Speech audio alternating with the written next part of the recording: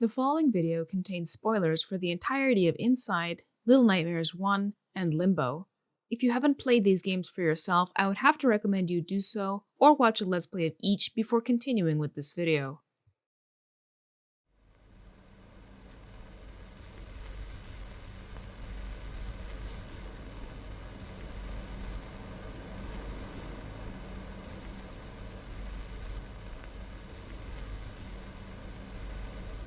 In 2010, a game simply titled Limbo was released. The game was the debut title of the indie studio Playdead, and was the result of an uncompromising, unflinching vision by the game's directors, Arndt Jensen and Dino Patti.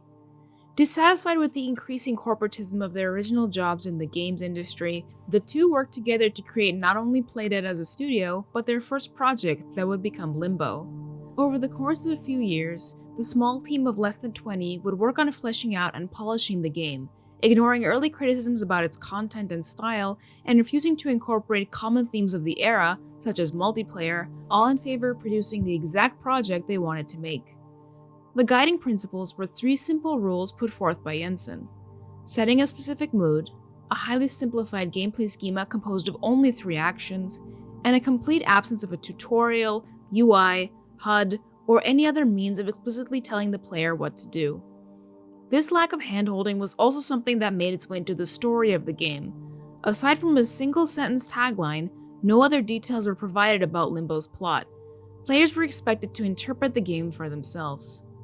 A year after its initially Xbox-exclusive launch, Limbo was released on other consoles and on PC, and its popularity only skyrocketed from there, with dozens of popular Let's Players playing the game for themselves and in turn sharing it to their audiences.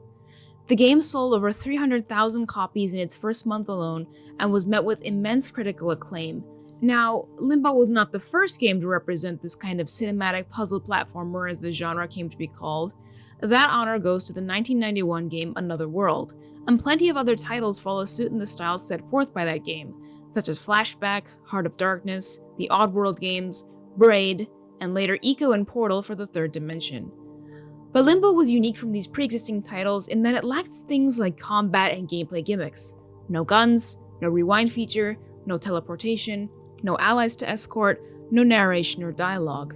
It was just the player and the world.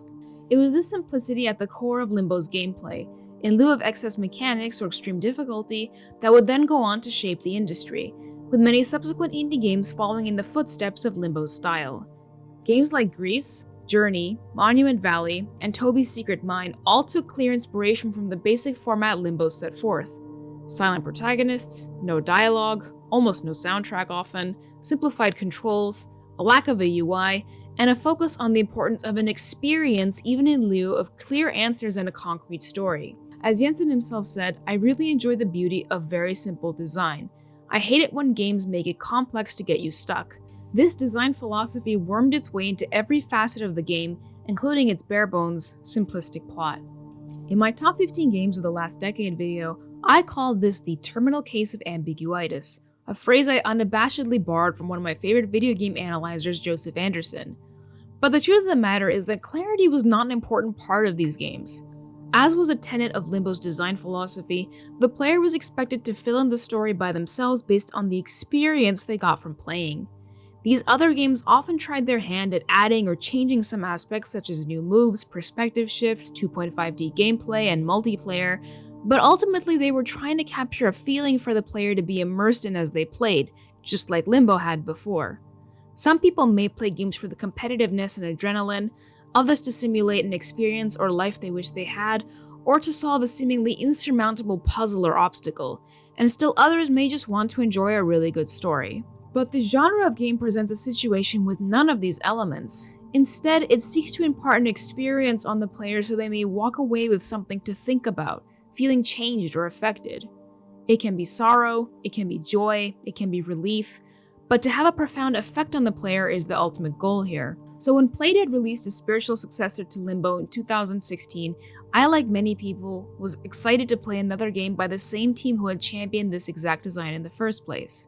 If anyone could make a worthy sequel to Limbo, it was the people who made Limbo, right? Instead, we got Inside.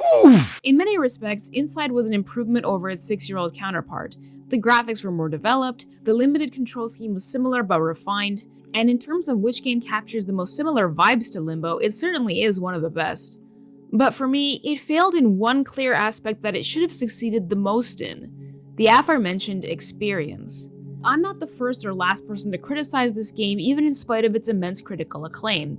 The previously mentioned Joseph Anderson has already made a video talking about how this game did not work for him, even going back to it later in another review to expand on his thoughts. But I want to do something a little different, because unlike many others who dislike their time with Inside, who often have issues with this archetype of game as a whole, I actually by and large love this genre, especially the original Limbo.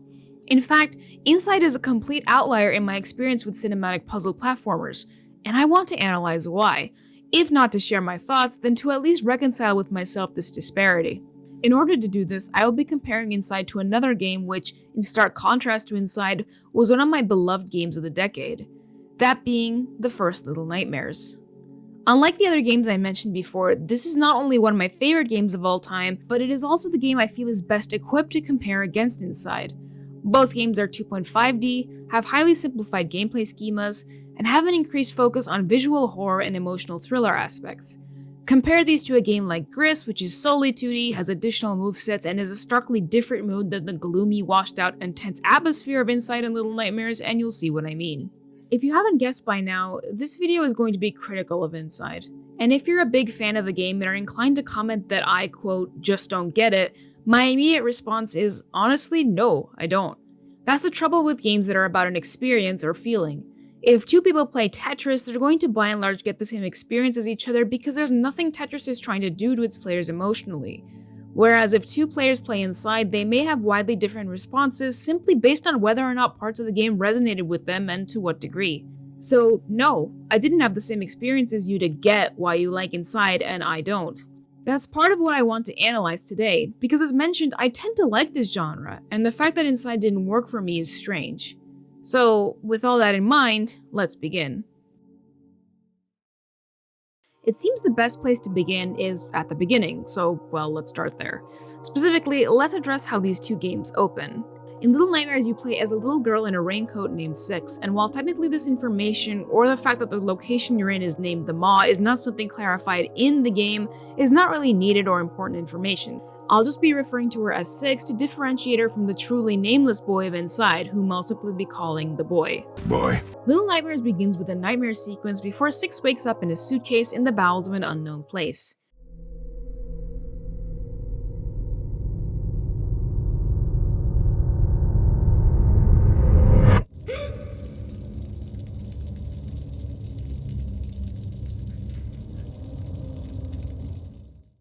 This first room you find yourself in is a small sandbox area where you can explore the controls to your liking or simply dive right in.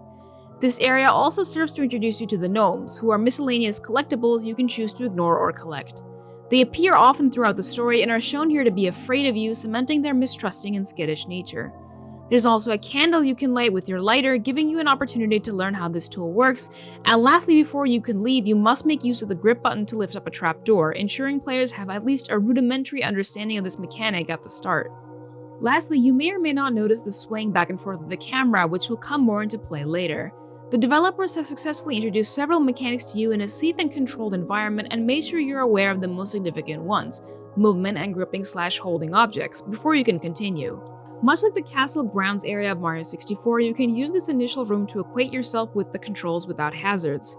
On top of Limbo's bidirectional 2.5D movement, jumping, and gripping, Six can also sprint, crouch, and sneak, combine them to do a slide, carry and throw objects instead of merely dragging them around, use her lighter, and in a simultaneously cute and cruel feature, can stumble if you press the sprint button twice in rapid succession, which can truly bite you in the ass when panicking and trying to run from enemies later on. That is all that is introduced to you at this time, and all that is important to be introduced. There's no point in establishing who Six is, how she got there, or where there even is yet. That's something we must build towards. Contrast this opening to Inside and you'll start to notice some issues. And no, I don't just mean Little Nightmares is better because it opens with someone waking up like Limbo did. The boy slides down a small cliff and into a grassy forest. Again, you can use this opening area to figure out your controls, which are overall much more similar to Limbo. You can move, jump, and grip objects, and while you can push and drag items, you can't pick them up like in Little Nightmares. The puzzles are built with these features in mind, even when in some situations it makes little logical sense why the boy isn't capable of just picking up something to complete a task, but we'll get to that later.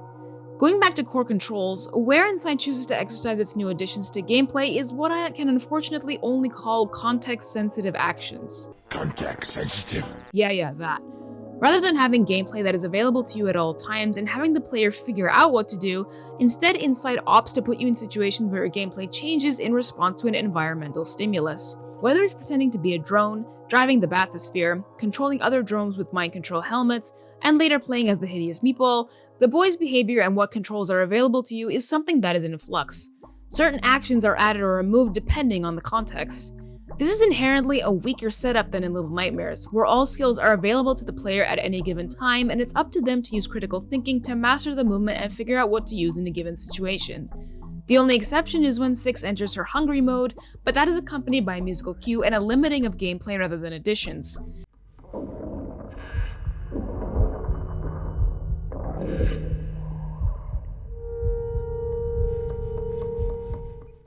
This is a signal to the player that the situation has changed and they're now in a different kind of gameplay rather than simply performing a context-sensitive action. Oh, I see what he means. Context-sensitive. The only comparable moment to this in Inside would be the aforementioned pretending portion. Little Nightmares even goes one step beyond and allows players to employ multiple options in a given situation to the same end. For example, you can sneak past an enemy and avoid being noticed altogether, or you can book it and navigate geometry to avoid being captured even when you've been seen.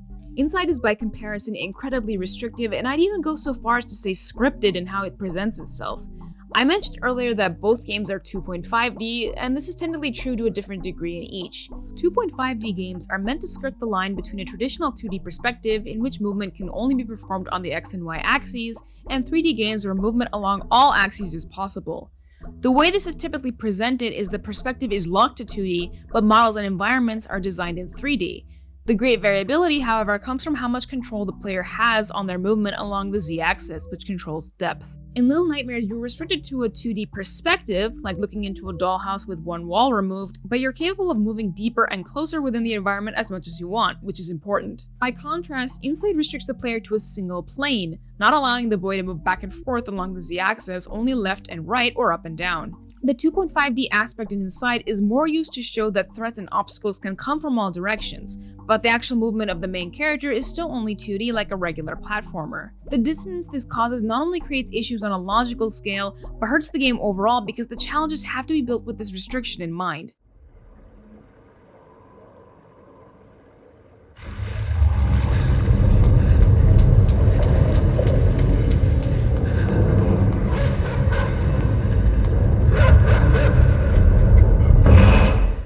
In Little Nightmares, you can avoid the chef in the kitchen in multiple ways because the game was designed with that in mind, allowing you to run back and forth, duck under or jump over obstacles, cause a distraction in one area so you can navigate to another, or just hide and sneak your way past. By contrast, running away from dogs and gunners in Inside is just a case of holding right on the control stick as much as possible, or just completing an action within a given time frame provided by the game. Like this moment here with the truck in the background where it seems you barely avoided being noticed, but in reality you were just acting with the careful timing the game has established. This doesn't equal tension to me. Rather, trying to navigate an environment and manage threats creates tension. Now, both Little Nightmares and Limbo do the whole holding right on the stick thing too, having sequences where you're running away from something and the expectation is just to hold the joystick right and narrowly avoid an enemy, but these games have other features that compensate for this while Inside doesn't. In the case of Limbo, the game is completely 2D, and this introduced a certain limitation on gameplay that is clearly considered in design. Take the spider chase from the beginning. The challenge is not in simply running away from the spider, but in navigating the environment and looking ahead to obstacles. In Little Nightmares, not only are certain chases scripted, with many following the aforementioned freedom model where you can avoid how you want, but the challenge is the chase. The janitor is slower but has long-reaching arms, so your task is to outrun him or avoid his limbs.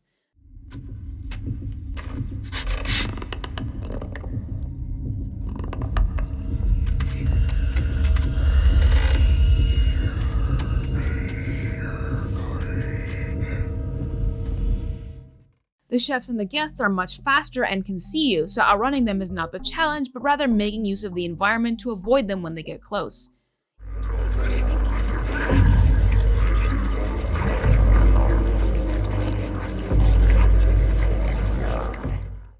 Even the big guest chase in the penultimate chapter is more than simply holding left, since having a 3D environment means you have to move back and forth in some areas.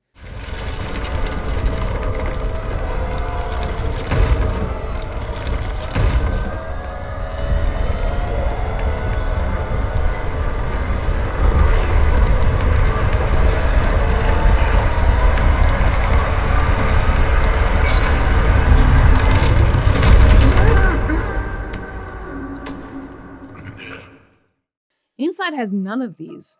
Instead, the way it compensates for these boring interactions is to introduce a gameplay feature that is so frustrating that it hampers the experience even more.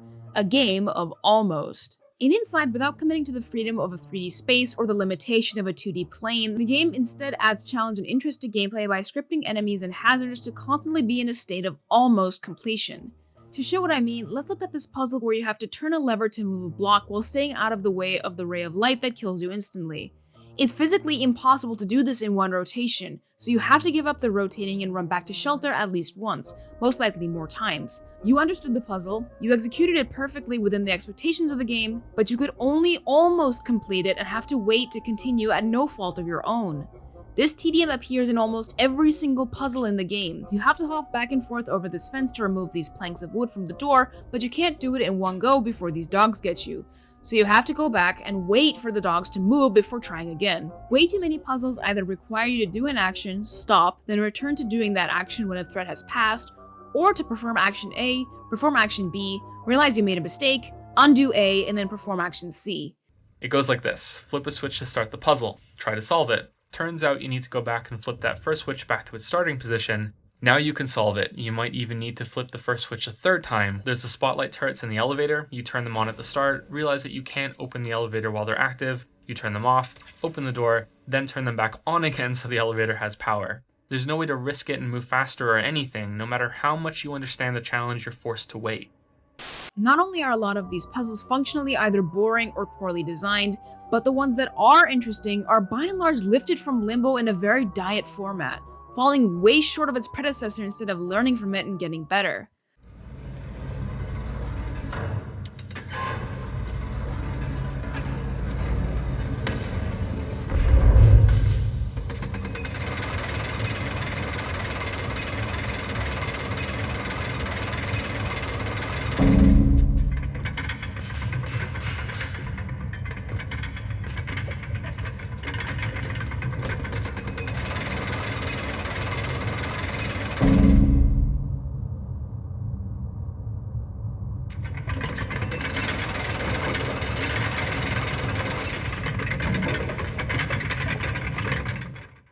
What's particularly interesting to me about Inside is that despite how easily it often telegraphs what to do in the case of puzzles, it fails to do this often with enemy encounters.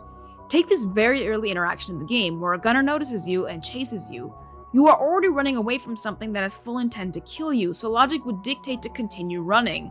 However, if you do that, you'll be gunned down by a second enemy instead.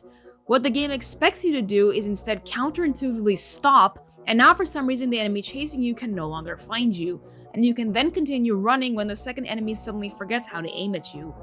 In another situation, a dog suddenly starts chasing you, again prompting you to run away, but the game instead expects you to counterintuitively wait for it to come down the ramp and then run away, otherwise you won't have enough time to reach the next jump. In both of these cases, for a first-time run of the game, it's highly unlikely you will figure either of these things out on your first try. Instead, you're expected to die and then learn from trial and error. I may be in the minority with this opinion, but I don't believe trial and error is a good gameplay style, and it's one of the things that kept me from fully enjoying Limbo 2, though this problem appeared to a lesser extent there.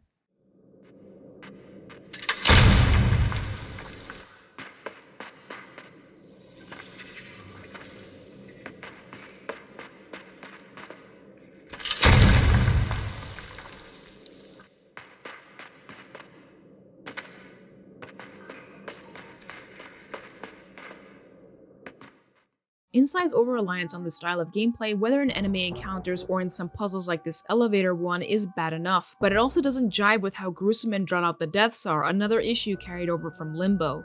In Limbo, dying was often gory and graphic, so much so that Playdead described the gameplay style as trial and death, but at the very least they were over relatively quickly.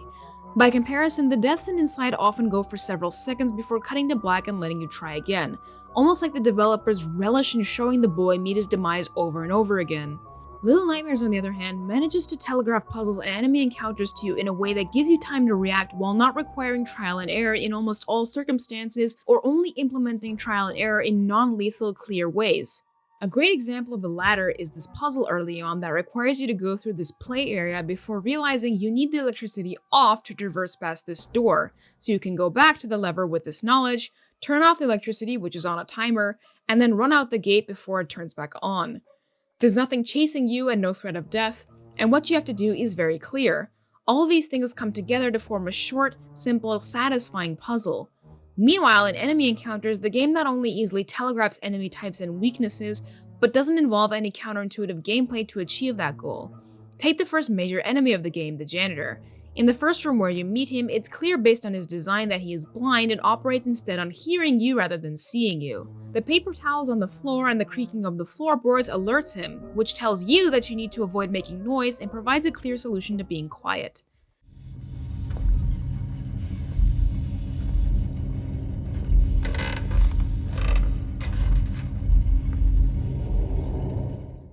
Later on, you add to this knowledge by making use of debris to distract and lure the janitor to one area while you progress past him.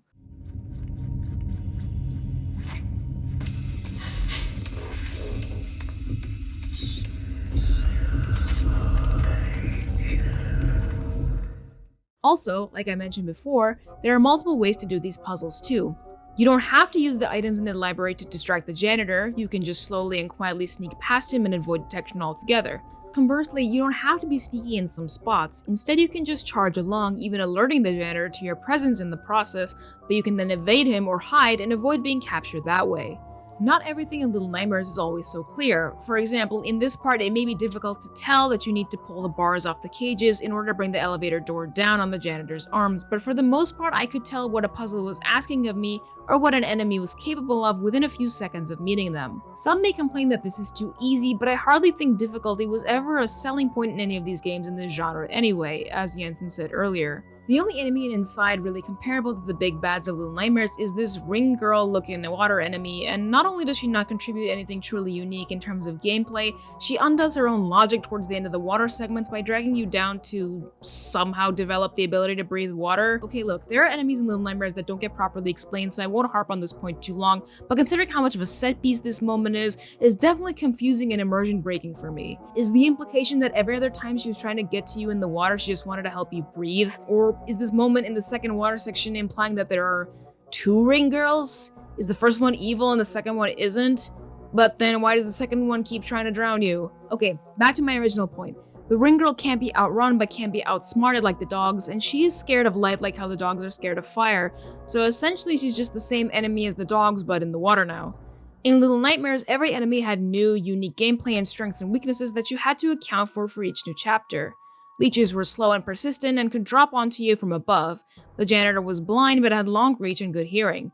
The chefs are fast and can sometimes catch you even if you're hiding if they check under geometry. The guests are overwhelming in number.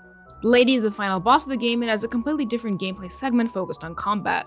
Each chapter introduces, establishes, expands on, and tests you on different things, and the difficulty curve continues in a reasonable way from start to finish. Inside simply recycles the same enemies over and over again and ultimately drops all enemies in the end completely, the exact opposite situation. The only thing in Inside that can even be considered an arc of gameplay are the follower recruitment puzzles, which begin with the simple task of using chicks in a barn to knock over a hay bale, then using the helmets to control individual or small groups of drones at a time, and then eventually gathering up large numbers of drones to help you with specific tasks. For the record, these recruitment puzzles are the best part of the game, alongside the simple but effective sequence where you have to pretend to be a drone, and the sound-based puzzle later on. Both of these are far more interesting than the threat management and doing and undoing stuff, yet they aren't focused on or used as much. Some people have also raised complaints about how the game is so eager to kill you and then reset you back to a checkpoint barely a few seconds from where you died so you can try again. And while I can see this issue, I never had a problem with it in either Inside, Little Nightmares, or Limbo, so it wasn't a big issue for me. It's really just a byproduct of this style of gameplay, since having a life system and then gaming over and starting over from the beginning would interrupt the narrative and experience, which is the last thing we need. However, one way I think this could have been handled well and that would retroactively give some tension back to the game would be that if each time you died, you played as a different child upon respawn. This would feed back into the idea that the huddle is reaching out to control anyone it can and also give some weight to each death. That character that died is now officially gone, and you would feel more bad about it and be more tense about causing further deaths. So it's like a life system, but without the intrusiveness of running out and game overing. Just a thought. Real quick before we move on from gameplay, I wanted to make a brief comment about the control schemes of these games. I played both of them with the same controller, and while by and large there's no hiccups from either game in terms of how they feel to play, one area that Little Nightmares outperforms inside is the use of a designated gripping button. Picking up and carrying or dragging things in Little Nightmares is simple and easy to do because you have to press and hold a button to do so, whereas inside only requires a single press around a context-sensitive object. Unfortunately, the hitboxes in Inside often result in failing to grab onto things when you want to, which is how I spent forever on this one simple puzzle where I have to grab a rope simply because the controls weren't behaving off no fault of my own.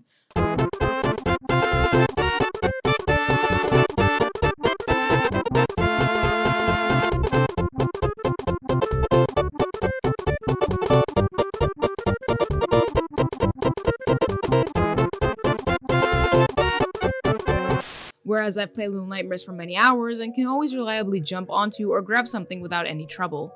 This is a minor point, so I won't focus on it for too long, but I figured I'd bring it up in case someone else has had a similar experience.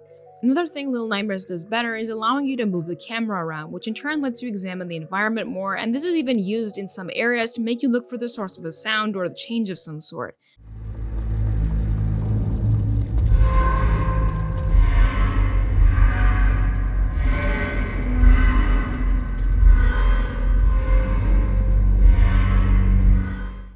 Again, doesn't make or break either game, but I figured it's something to point out nonetheless. Okay, so you might be thinking that all this was nitpicking or just a subjective difference in taste or preference based on how these games operate. That's fair. A lot of the games in this genre are notorious for having bland, simplified gameplay and easy puzzles because it's only meant to facilitate the story and the experience side of playing. At least that part of both games is good, right? Yeah, I didn't like Inside in this sense either. Now, obviously neither of these games have overt storytelling on the same level as a visual novel or something. They're cinematic games that champion leaving an experience or feeling upon the player, to leave them in thought after the game is done and turned off. So with that in mind, let's look at the plot of these games and how they use it to impart an experience onto the player. Little Nightmares opens with a nightmare sequence as I mentioned before, where we see a woman in a kimono and mask turn around to look at us before Six wakes up in a panic. As we continue, we can sense the swaying back and forth of the camera, which we can either ascribe to a dreamlike feeling related to nightmares and sleep, or if you're keen, you might be able to figure out that we're on a boat earlier on. As we progress through rooms in this first chapter, we find various examples of grotesque imagery. A hanged man, a huge number of leeches, the creepy toy room, the disturbing drawings on the wall, these kid-shaped bodies frozen in the light, and of course our first baddie of the janitor, both at a distance and in person. Lastly, we have our first hunger attack, which introduces a new gameplay mode that is specifically set up differently than the other things we've been doing so far, as punctuated by a music cue, a change in tone, and the fact that an increasing number of our regular movement set is locked away. We're given bread by this other child, and we find that sating our appetite restores us back to our default state until hunger strikes again. All this sets up stuff that will be expanded upon later on. In subsequent chapters, we meet other enemies, we see how these kids are being caught and then sent off to the kitchen to presumably be cooked into food, we see that they're actually on a boat that is letting obese, malformed people on board gorge on food to their heart's content, we see them quite literally fall over themselves to try and eat us, an indication of their depravity, and we see that this is something the woman in the mask from our nightmare is orchestrating. Ultimately, we confront this woman, known as the Lady, and we battle her using a mirror and her reflection, something we established earlier in the chapter bothers her through environmental design. Again, this boss fight introduces a new gameplay format in that we have to use the mirror, but this is something that's clearly an important set piece and not just a context-sensitive moment, so it feels warranted. Through the chapters leading up to this point, our hunger has struck again and again, each time escalating with what we need to eat to satiate it. First it was bread, then raw meat, then a living rat, then finally a living gnome, the little buddies we've been befriending and seeing around the ship up until that point. This ultimately culminates in us devouring the Lady herself, absorbing her powers and supposedly taking ownership of the ship, using the power to consume the life force of the guests she was letting aboard. The game raises thoughts about whether or not Six was still a good guy in the end, or if she was at all, how depraved and profane humanity can be in the face of consumption, how Six was ultimately not so different from the guest who tried to eat her, how the cycle of abuse seems it will inevitably continue with the Lady dead and Six taking her place, and leaves the player to ruminate on their experience. That's not to say there aren't mysteries or questions that aren't present and unanswered, like where all these weird people and kids and monsters came from, where the lady's powers come from, who Six is, why the lady hates mirrors but will keep one in her room anyway, who the hanged man is, who the hell was this dude in the shoes. But these are more theory-based questions in my opinion. Heck, even the fact that these characters have canonical names is not really important, I think. In the end, what I believe you are meant to take away from Little Nightmares was waking up confused but knowing your enemy, progressing past obstacles and realizing where you are, ultimately beating said enemy, and becoming a new person with new agency, for better or for worse. Now let's look at inside. This game starts with a boy appearing in a forest. He progresses through the forest, avoiding these masked people who want to stop him or outright kill him, and sees the world around him changing from forests to farms to a city to various science labs and lairs to a flooded world, to that weird sound desert place, and eventually into the final lab of the game where we uncover, well, we'll get to that in a second. Along our journey, it becomes more and more clear that something or someone really doesn't want outsiders getting closer to wherever it is you're going, due to all the insane amount of work put into these defenses. Humans with guns and dogs, lethal light traps, the flooded city, the sound blast area. There's a theme of science and perhaps science gone wrong that keeps reappearing with all these abandoned labs. Bruh. And how the second time we see the ring girl, she looks to be intubated. The humans seem to be wearing masks to distinguish themselves from the drones who don't wear masks and can easily be controlled through these helmets, though not always. However, in the final lab area, the humans are no longer wearing masks and there's no guns or dogs. We can see these drones being grown, I guess, in these upside down vats of water, and ultimately we find our way to this central tank that the scientists are excited about. In the tank, we find, well, Wikipedia says it's called the Huddle, so I guess that. This disgusting fleshy meatball absorbs the boy into it, and now we play as it for the rest of the game, breaking out of our confinement, rampaging through the lab, solving other puzzles, and seemingly trying to break free of imprisonment. Ultimately, it gets baited to a hoverbox and trapped in a small watery tank, from which it frees itself before coming to a rest in a large grassy area with a coast. Then the game ends. So, what questions are we left with here? I guess one is whether or not the boy had free will, or if we were always playing as the Huddle the entire time, calling out to the boy, summoning it to come and free it. This may explain why the humans are so hostile, and why there's so many layers of defense. It's not to keep the Huddle from getting out, but rather to keep any deviants being controlled by it from getting in. I guess another theme is the follies of science. The questions that come from creating supposedly sentient but not sapient life in the form of the drones, the ethics of controlling them with these helmets. Maybe the ring girls are rejected drones left behind and forgotten in the flooded city, raising a question about creating things and then throwing them away even if they're quote-unquote living. I honestly don't know. The appearance of the Huddle carries none of the weight that the lady had because it was never hinted at like she was. Rather, it's clear that the sight of it and our subsequent absorption into it and new control of it are meant to be shocking and perhaps even disgusting, and the game attempts to ride out this feeling until the end, hence why, well, the end is so soon after this. But I don't think that shock value was worth torpedoing the game for. My first time playing, I was frustrated by the level design and gameplay, but I was hoping it would be worth it to see what we got at the end, and credit where credit is due, seeing the meatball for the first time certainly startled and surprised me, like it seems to have for many others. Damn, bitches. Oh, God. God, what Ugh. the fuck? It's the husk mother. It's a leg. And I'm swimming into it for some reason. Ah, Oh. this Ugh. is disgusting. It undulates. It's a Right. husk Jesus. Look at the God. foot down there. That Oh, leg they're, stop. hanging off. Oh, they're grabbing me. I'll be honest, guys. We're I did not broadcasting. think Oh. this is what they were looking Oh. Oh, it's moving. Or are you controlling at. Did that, I Michael? become part of it? Oh, nice. I am this right now. Go over to the light. Go to the window. Go to the window and Dude, smash this yourself is up like against push it. me, pull you watching this thing. What's up, everybody? Us now. What the hell? I don't know what they were. Oh shit! What? I'm controlling the giant blob. What the fuck? Look at that. I've never seen anything like this in my life. What else is over here? That's a heart. Ooh. Oh, it's got limbs sticking out of it. It looks like a heart at first glance, but it's like a weird tumor of bodies. Oh, and it's grabbing me. Oh, no. No. Oh, no, I'm the bodies now. Oh, I don't like this game anymore. No. Oh, no. This is horrifying. Oh, gross. What is that? Oh, come on. Dude, it's just a mass of body parts and That's shit. disgusting. Help it out, man. Yeah. Oh, fuck. Oh, what am I, fucking Akira now? What is this? This is disgusting. Oh shit, you fucking did create something that's not supposed to exist! I'm naked now! What is this? Oh god, I'm inside it! I am it! Now, let me get a better idea of what the environment around here is. Whoa, okay. Oh,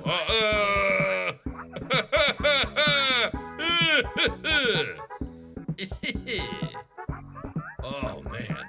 Either way, I don't think anyone's gonna be happy in there. Ugh, oh, it's a bulbous amorphous mass. Oh god, stop grabbing me. Stop grabbing me. You better not assimilate me. I don't know why I lost my clothes, but it's weird. Well, that wasn't a good idea. I think oh.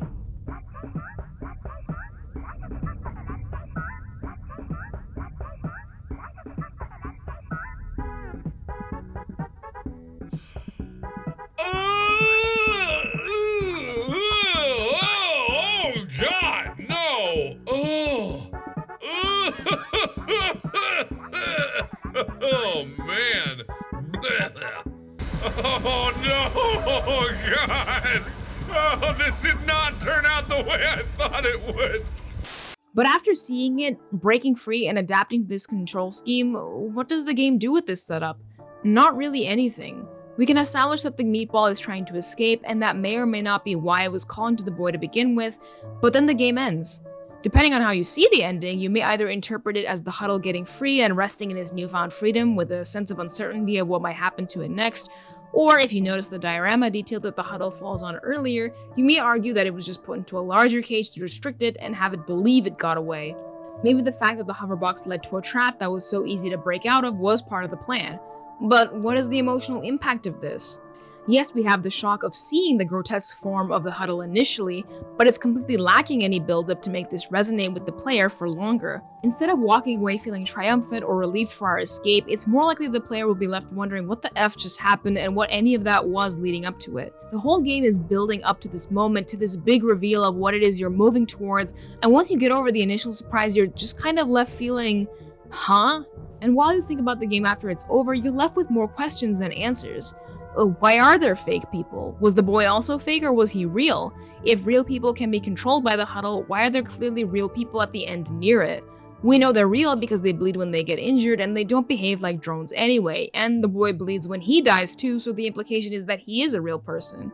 So if real people can be controlled, why are there no lines of defense for the people working directly next to the monster? And by proxy, why aren't any of the people next to it affected? Were the various obstacles we encountered all layers of defense, or were some just world building? We know that the sound obstacle was very clearly defensive, but were the flooded areas also trying to keep people out, or was it the result of another attempted breakout by the Huddle? If the point is to keep the flesh monster from escaping, why do some people help it to escape? Why do some humans wear masks and others don't? If the masks are what identify rogue entities being controlled by the meatball, why do those controlled by it take it off and make themselves visibly odd to these gunners? What exactly is the Huddle? Was it grown and this is its first attempt to escape? If the destroyed labs are any indication, it's tried this before, so why did it get captured again? If at the end of the game the meatball is supposedly captive again in just a big diorama, is it going to be allowed to think it's free, or are they going to string it up with electronics again? By extension, how did they get it strung up with electronics the first time? These are just some of the questions people have put forth, and while they're great for game theory style video analyses, they're functionally meaningless within the context of the game. The only real conclusion that can be drawn about the game is the fact that it's trying to be meta, where you're controlling the Huddle, which is in turn controlling the boy, even though at first you think you're controlling the boy, as highlighted by the secret ending. While that's cool in concept, it ultimately doesn't resonate with me, nor does it really gel with the rest of the game. Stuff like the exploration feels disconnected from this meta-narrative angle, so I feel like it was included more as a side detail rather than the meat of the game. It all feels insubstantial and pointless, and it floors me how well this game was received with all these factors in mind. Now that I've discussed each separately, we can compare specifics between the two games. I'm sure the immediate defense an Inside fan will go to will be that Little Nightmares also had unanswered questions, and they would be completely right.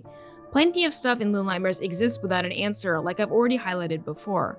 But what I want to make absolutely clear is that I don't think having unanswered questions and mystery is what makes a game bad. I don't agree with people who claim that a game being aloof and presenting questions when it itself has no answers to them is a flaw, at least not always. As someone who writes stories, there are plenty of times I add in a detail that I want the reader to think about and create their own answer for, even if I don't have one. But what I think is more important is that a game delivers a concrete experience for the player in spite of these questions. In Little Nightmares, the lady is teased at the very beginning, and you spend the entire game moving towards her as your end goal. You may initially think you're running away from her, but later it becomes clear you're actually going after her and confronting her. The game sets up this important detail so we can build towards it and have a payoff with the boss battle and her death. By comparison, the huddle has no hints or build-up. Instead, you stew in confusion and expectation of what's at the end of this journey, spending 95% of the game having not the slightest clue what's going on, only to be giving something that is shocking and gross at first, but ultimately deflates after the initial surprise. Literally. Much of the story and insight ends up being retroactive. You have to go back and think about the game and come to conclusions after playing it. Whereas Little Nightmares follows a more standard approach to a story and adds twists here and there to keep you on your feet. For example, you might see the first instances where you eat bread and meat and think you're going to have a hunger mechanic that you need to be on your toes for, to always keep in mind where food is available. But then you eat a live trapped rat and a growing dread dawns on you that you may have just started escalating and eating worse and worse things. The guests try to eat you and you realize that in this world cannibalism is not out of the question, and when you become hungry and see the gnome, you already know what's going to happen. Pulling the rug out from under our feet here could have been done too. We could have spent the entire game eating scraps and then suddenly eat the gnome and be shocked, and it would have been comparable to how Inside handled its big reveal. But instead, part of the horror here is the dread of knowing exactly what's going to happen and being helpless to stop it. Then you're lulled into a sense of calm when you beat the lady in the boss fight and think it's all over, that you've won and the end of the game can come, but instead you're reminded of the hunger mechanic here, and it reaches a fever pitch by having you again realize what you have to do and feel that sense of dread and foreboding.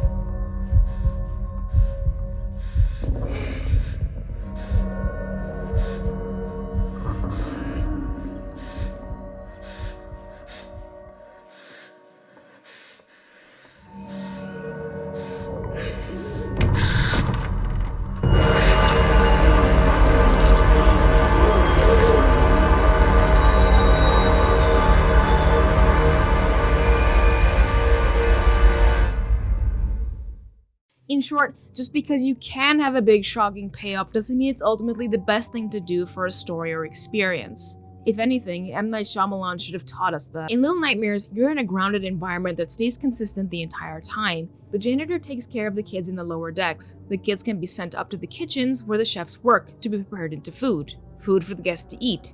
The guests are being invited onto the ship because the lady feeds on them. And this is something we see Six doing when she eats the lady and absorbs her power. Questions like where the guests came from and how they got to this level of depravity to be willing to eat children, or if they even know, who the hanged man is, how Six got on the boat in the first place, where all these monsters came from, and how the lady got her power are unanswered, but the game isn't hinging on a single shocking payoff like Inside, so I think it can get away with this.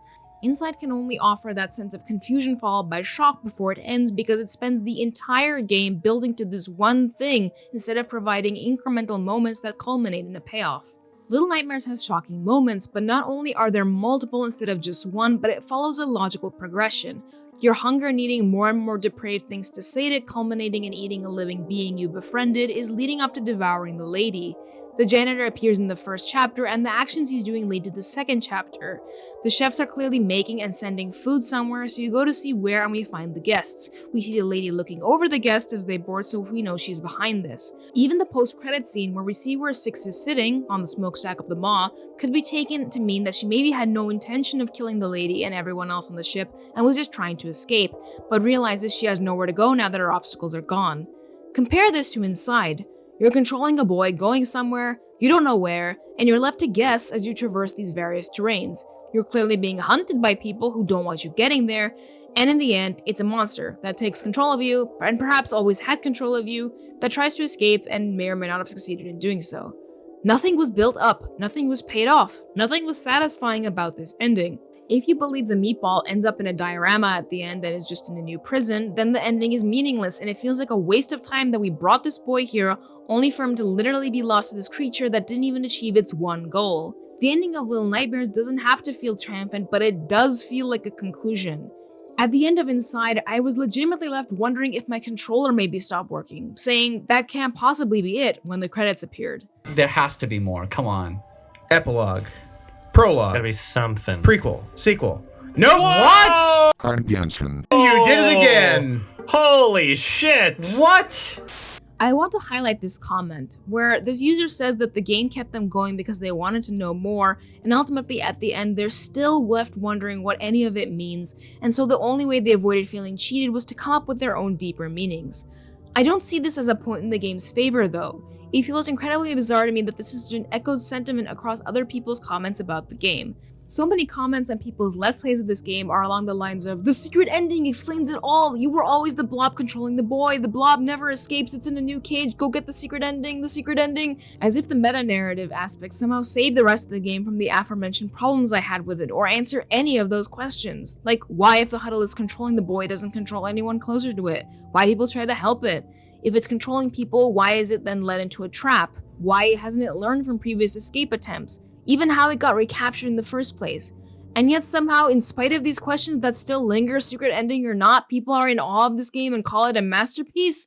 What? I don't understand. I don't understand, bitch. I don't understand.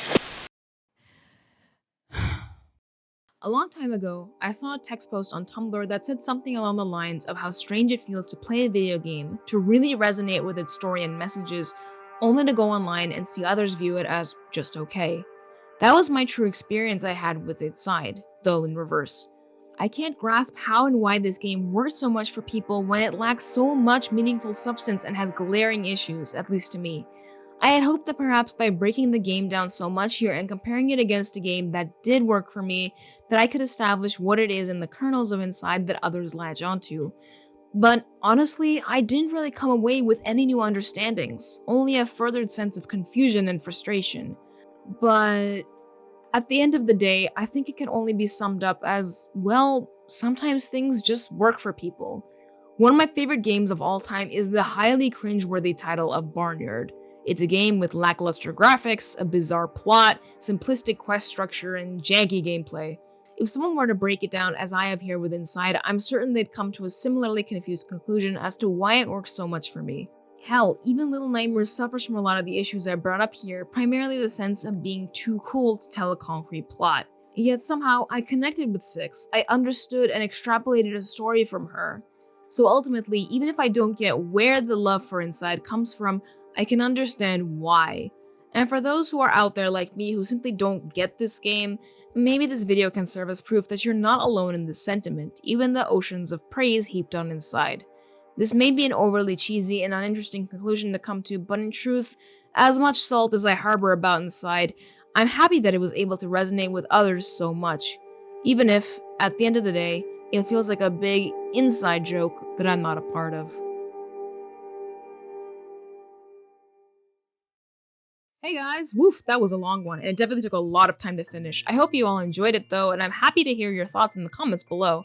I tried a bit more of a serious approach with this video essay, I'm not sure if I'll keep it going forward, but it was a fun experiment. A big shout out to Joseph Anderson for inspiring this video, and to my friends for encouraging me to share my salt about Inside with the world. Toss a like to your tiefling if you enjoyed it, and I'll catch you in the next one. Happy 2022!